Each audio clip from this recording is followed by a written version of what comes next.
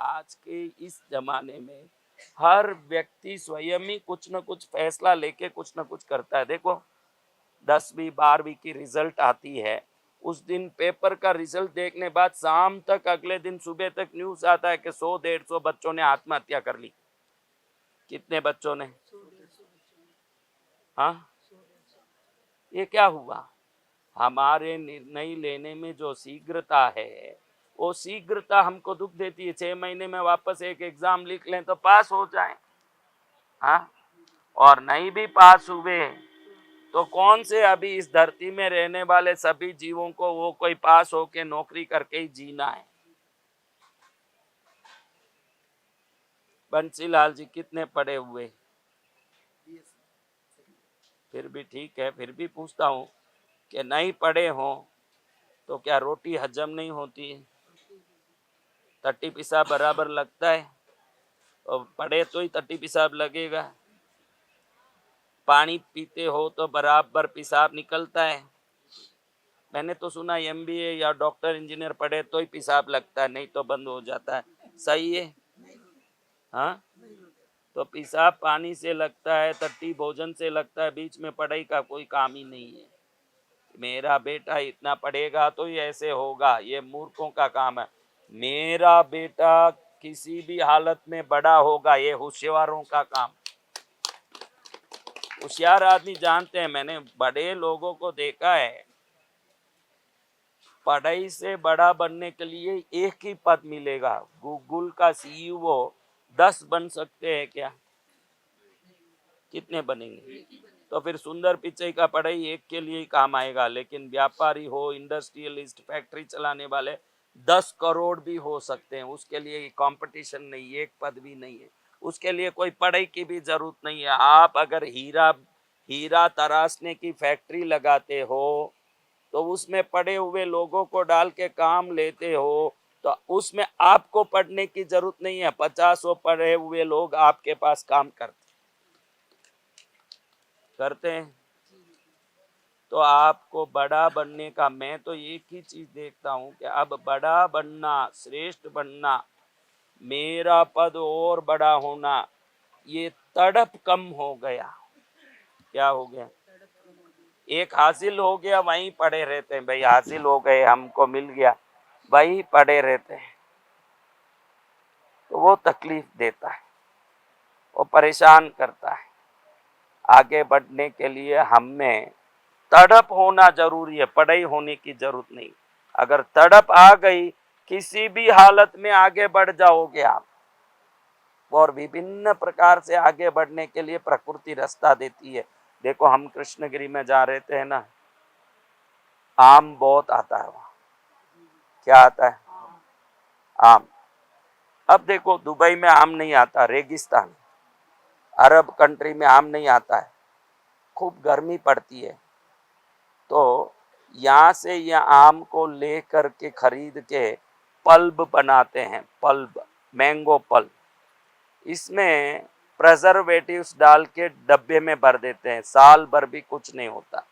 ये विदेश में एक्सपोर्ट होता है, तो वहाँ जाने के बाद उसमें सिर्फ पानी और शक्कर डाल के वो लोग उसको जूस, मैंगो का जो जो प्रोडक्ट बनाना है वो सब बना लेते हैं।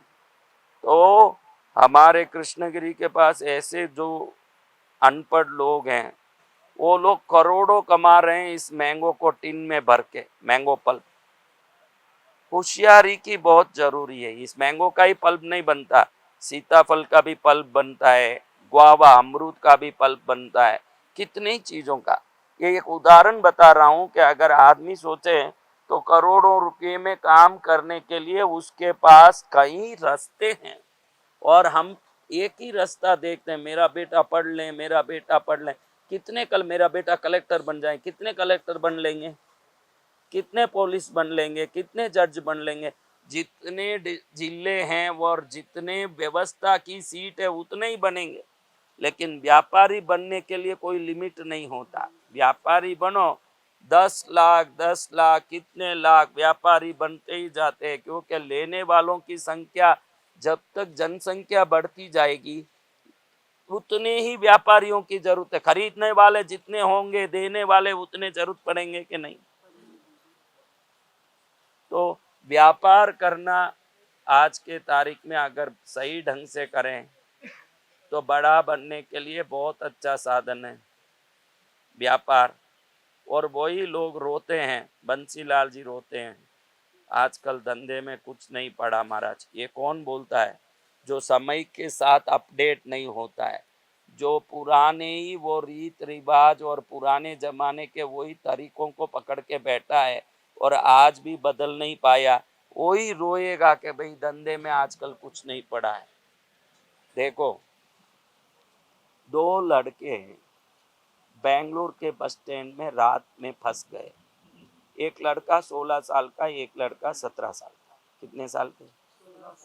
बस नहीं मिल रही है। तो रात में बैठे बैठे सोचे कि बस मिले नहीं मिले तो आदमी कितना दुखी होता है। तो उन्होंने एक प्लान बनाया कि कोई भी बस की कंपनी हो, उनके साथ टाई अप करके बुकिंग का सिस्टम। 17 साल का लड़का, कितने साल का? सेलम का ही, तमिलनाडु सेलम का, हमारे कृष्णगिरी के पास के सेलम जिले का ही लड़के थे दोनों, 17 साल के लड़के। उन्होंने एक ऐप बनाया। उस ऐप में आप 10 रुपया एक्स्ट्रा दे के कोई भी कहीं भी दूर जाना हो, सिर्फ 10 रुपया एक्स्ट्रा दे के बस की टिकट कहीं भी कभी भी बुक कर सकते हो। ऐसे वो बस बुकिंग सिस्टम चालू किए वो बच्चों ने। फिर वो इतना फेमस हुआ, वो नाम बेचा उन बच्चों ने। उन्होंने जो ऐप बनाया और नाम किसी दूसरे कंपनी को बेचा। वो कंपनी था redbus.com। 600 करोड़ रुपए में उन बच्चों ने ये कंपनी का नाम बेचा। तो ये बात होती है बुद्धि की। बुद्धि जब आ जाए ना तो आप बहुत कुछ कर सकते हो। और वो बुद्धि को आज की जो बदली हुई दुनिया, तकनीक, आज की बदली हुई संसार के लायक हमको खुद को हरदम अपडेट करना। आप लोग क्या करते हो? फालतू के यूट्यूब वीडियो देखना, उसको 11 बार भेजो नहीं तो तुम्हारे घर में नुकसान आ जाएगा, वो मैसेज पढ़ना, साईं बाबा का फोटो भेजना, इस सब में कुछ नहीं पड़ा है। आज ये दुनिया बदल गई है तो बदली हुई दुनिया में मुझे कहाँ खड़ना चाहिए, ये विवेक जिसमें आ गया है, वो किसी भी उम्र का आदमी हो, कितना भी कम पढ़ा हुआ व्यक्ति हो, इधर कोई पढ़ाई का मायना ही नहीं रखता, अनुभव का मायना रखता है। क्या मायना? कैसा अनुभव? एक आदमी जंगल से एक घोड़ा पकड़ के लाया। जंगल में उसको घोड़ा मिला। घोड़ा देखो तो हाथी जैसे जंगली जानवर है, जंगल में स्वतंत्रता से घूमता है, खाने पीने की उसको जंगल में जगह मिलता है। तो जंगल में देखो जंगली सुअर घोड़े जितना होता है, जंगली घोड़ा हाथी जैसे होता है, क्योंकि जंगल में उनको प्राकृतिक भोजन मिलता है, प्राकृतिक रूप से घूमने फिरने मिलता है, तो उनकी आकृति बड़ा मजबूत होता है। तो जंगल में ऐसे घूमने वाला वो जानवर को पकड़ के लाए। वो सोचा कि इसको रख के तो मैं बहुत काम कर लूंगा, शहर जाऊंगा, वहां से चीजें लेके आऊंगा और दुनिया भर का काम होगा। ये बड़ा आदमी था। इसने अपने नौकर को बोला कि इस घोड़े को थोड़ा सा अभ्यास करा दो ताकि हम कहीं जा सकें, आ सकें, ये जंगली घोड़ा है। अब ये घोड़े पर चढ़े न, जैसे ही वो नौकर घोड़े पर चढ़े, क्योंकि आखिर तो घोड़े पर चढ़ के ही उसको चलाना पड़ेगा। जैसे ही घोड़े पर चढ़े वो धक्का मारे, और जैसे ही धक्का मारे वो गिर जाए। बहुत कोशिश किया, नौकर के दांत गिर गए। क्या हो गए? हाँ, नौकर के दांत गिर गए, चोट आई। दूसरे नौकर को चढ़ाया, उसी का ये हालत।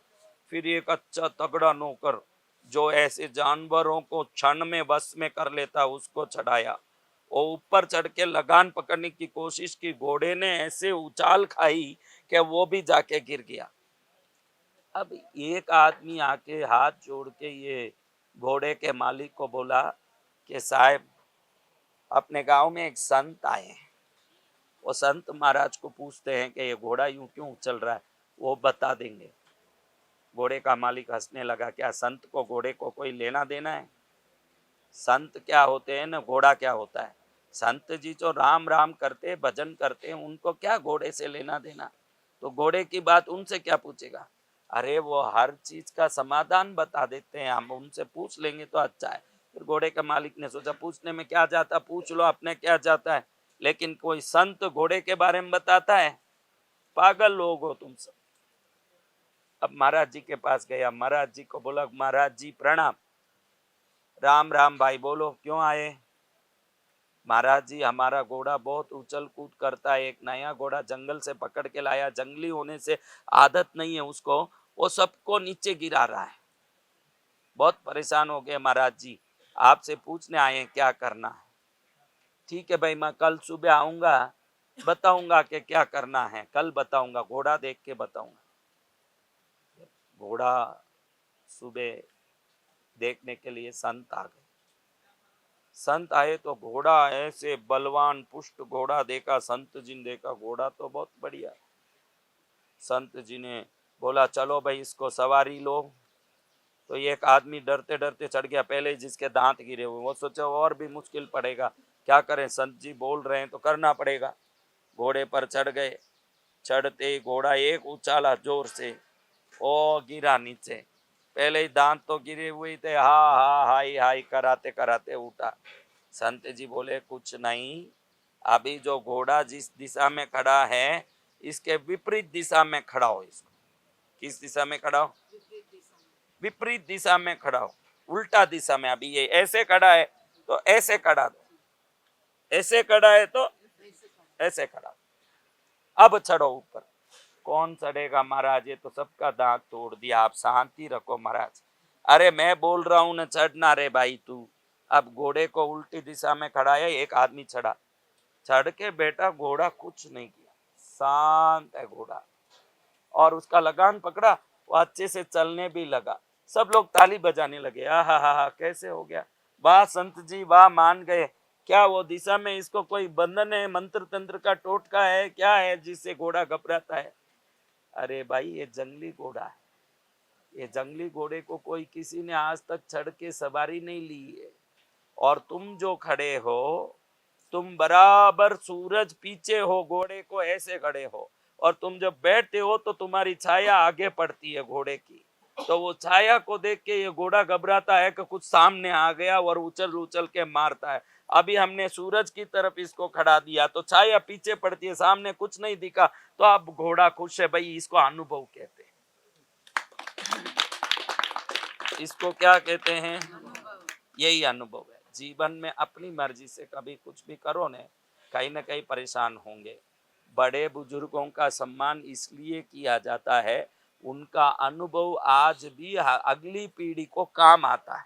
क्या आता है?